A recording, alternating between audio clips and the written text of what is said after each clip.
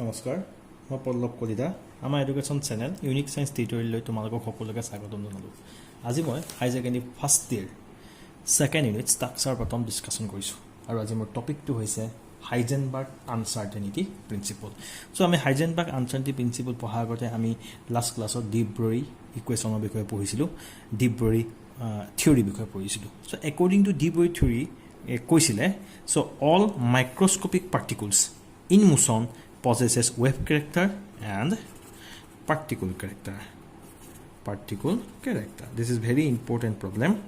So that means all microscopic particles. That means all microscopic particles বুলি ক'লে আমি generally electron বুলি কৈছো, but আমি electronৰ কথা কৈছো বা protons, neutrons হ'ব পাৰে বুলি কৈছো. All microscopic particle in motion possesses wave character and particle character. So microscopic particles যদি আমি electrons হয়, so electron have both nature. One is তোমার particle nature. Another is in wave nature. Now, this theory, this de Broglie theory, is explained in 1924. Again, after 3 years later, another one is the scientist Heisenberg gives a principle. This principle is not Heisenberg uncertainty principle. Heisenberg's uncertainty principle. This is very important people. It is in 1927. So in Heisenberg se in 1927 not eta theory disile eta principle disile. That theory is called Heisenberg uncertainty principle. So according to theory, simultaneously we cannot measure exact position and exact momentum of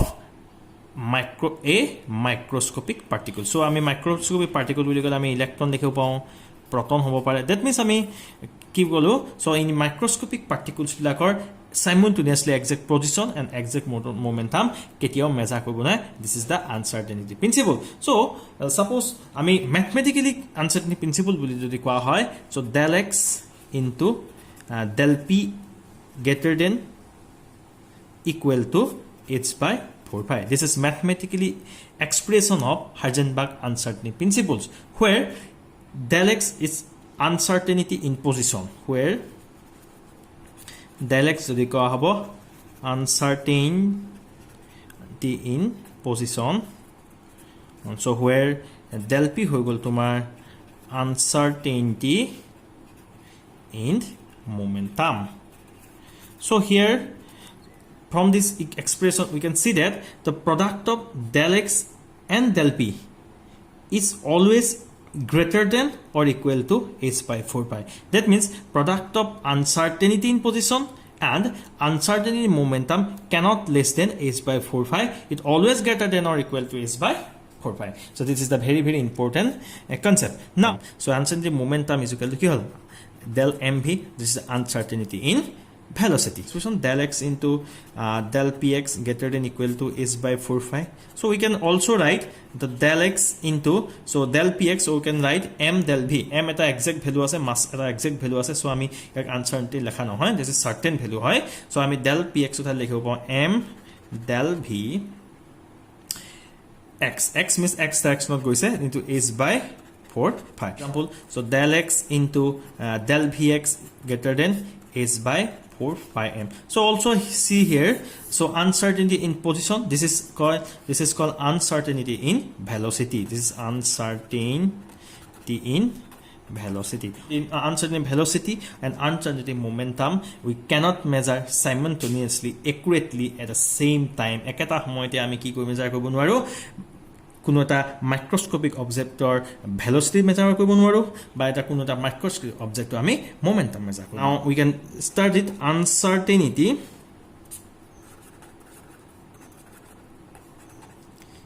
in electron. So electron আমি uncertainty যদি চাও, so suppose we can know, so del x into, we can this equation to আমি ইয়াত বহাই দিছো, del x into del vx greater than equal to h by 4 phi m. So now this is del x into del vx greater than equal, so h is a Planck's constant, we know the value 6.626 into 10 to the power minus 34. This is 4 into pi 3.14 into m. M means mass of the electrons is 9.1 1 into 10 to the power minus 31. This is kg. So now আমি ইয়াত value পাম del x into del vx is greater than equal to আমি পাই গলো 5.78 into 10 to the power minus 5 meter square per second square. Now we can try to find the exact position of the electron. Say uncertainty in position আমি ধৰিছো del x ধৰি লৈছো আমি 10 to the power minus 10 meter. So that means 10 to the power minus 10 meter at a distance আছে এই ডিসটেন্সৰ ভিতৰত কি আছে তোমাৰ আমাৰ যেটো electron set electron to position আছে. This is uncertain position আমি 10 to the power minus 10 meter. So now from this equation of uncertain velocity determine কৰিব. So del x. So ইয়াত ঠাইত আমি problem পৰে approx লেখা হয়. So ইয়াত দেখি গলো আমি 5.78 into 10 to the power minus 5 meter square per second inverse. So we can write this is 10 to the power minus 8. So we can again write so del v approx is equal to আমি পালো 5.78 into 10 to the power 3 meter per second. So from this here, this is the uncertainty in position of the electron. This is the uncertainty velocity of the electron. So the uncertainty of the position in electron is key less. This is 10 to the minus 10 meter. This is small. Then at the same time, uncertainty or the velocity of the electron is কি হৈছে large হৈছে গতিকে মানে large means কি velocity তোমাৰ কি হৈছে কিছুমান আমি we can find some error in the measurement of the velocity of the electron. So velocity of the electron কিছুমান আমি error পোৱা গৈছে. So ইয়াত আমি দেখা গৈছে যদি uncertainty of the position of the electron যদি আমি determine কৰিলো তেনেহলে আমি কি একেটা সময়তে কি determine কৰিব ন uncertainty the velocity of the electron কেতিয়াও determine কৰিব নোৱাৰো. So that means this equation আমি ইলেক্ট্ৰনৰ ক্ষেত্ৰত কি হৈছে Heisenberg uncertainty principle applicable. So therefore we can say the Heisenberg uncertainty principle is significant only on microscopic particles, that is say electron, protons and neutron. So again for an heavy body বা heavy large object যদি লোৱা যায় so large object ক্ষেত্ৰত চাইছো. On the other hand, if uncertainty principles applied to an object, so this is the everyday object. So আমাৰ surrounding of যিবোৰ object is a large object, the everyday object of mass লৈছো about 10 to the minus 6 kg. So আমি everyday object এটা লোৱা হৈছে যাৰ 10 to the mass হৈছে কিমান 10 to the minus 6 kg. So we can apply the uncertainty principle. This is del x into del v. It is approx তোমাৰ কিমান আছে h by 4 So h is the Planck's constant we know 6.626 into 10 to the minus 34 kg meter square per second square. 4 this is pi is equal to 3.14 into mass of the heaviest object. This is everyday object is a 10 to the minus 6 kg. So I লিখিলো 10 to the minus 6 kg.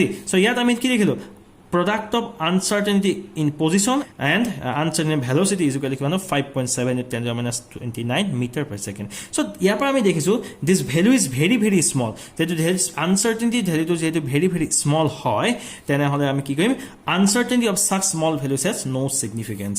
So this small values has no significance. ইয়াৰ পৰা আমি কম পাইলো at the same time simultaneously we can measure the uncertainty in position and uncertainty in velocity of the macroscopic object. This is large object to আমি কি determine কৰিব পাৰিম একে সময়তে velocity of position determine কৰিব পাৰিম. Then we can say the uncertainty principle has no significance on macroscopic object. We can say the effect of Heisenberg uncertainty principle is significant only for motion of microscopic object. So eto 1 marks question ahe keno kunbilak object of Heisenberg uncertainty principle to tomar applicable hoy. So we can say the effect of Heisenberg uncertainty principle is significant only for motion of microscopic object and is negligible for that of macroscopic object.